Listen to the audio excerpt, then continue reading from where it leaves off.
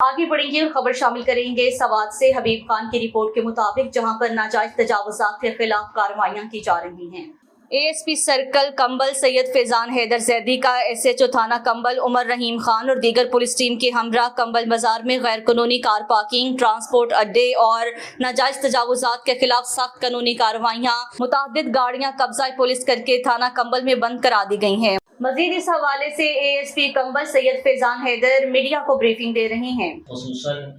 हाइएस वाले हैं, रिक्शे वाले हैं, बाइकों वाले हैं, प्राइवेट गाड़ियां हैं जो कि बीच सड़क में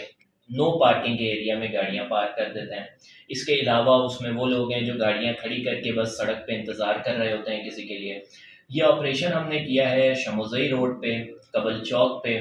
ये सड़क जो कांचू की तरफ जा रही है इस सड़क पे, और आगे सरसनई की तरफ जाने वाली सड़क पे, तीनों अतराफ में हमने ये ऑपरेशन किया। आज का जो ये ऑपरेशन था उसकी बुनियादी वजह ये थी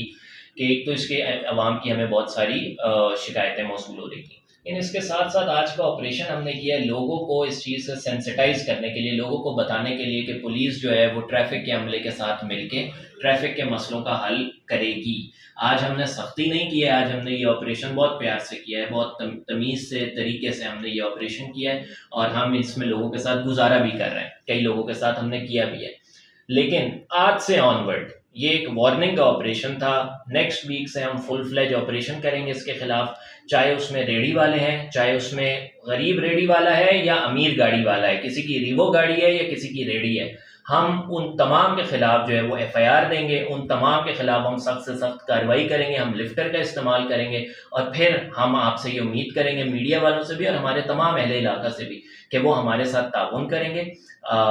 और हमारा जो है वो इस काम में साथ देंगे, क्योंकि ट्रैफिक क्लियर रहेगी। आजकल के गर्मी के मौसम में तो हर एक के लिए आसानी रहेगी, एक्सीडेंट्स कम होंगे, लोग अपनी अपनी जगहों पे वक्त पे जा सकेंगे और लोग जो लड़ाई झगड़ा होता है सड़क पे वो नहीं होगा।